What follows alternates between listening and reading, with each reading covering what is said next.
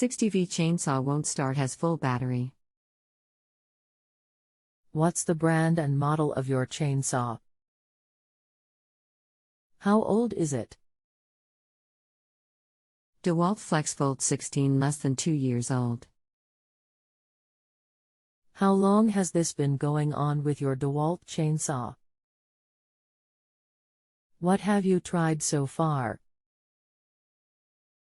Ran great last 2 days. When the battery was low, I charged it as usual, and today totally dead. Anything else we should know to help you best? Yes, is there a fuse perhaps inside? Hello. My name is my pleasure to assist you today.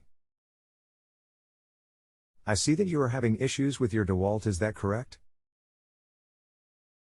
It sounds to me that if the battery is fully charged and you're sure that it's fully charged, your issue is going to be internal with the switch that engages the electric motor. I agree. You could pull it apart and see if the trigger allows current to pass through.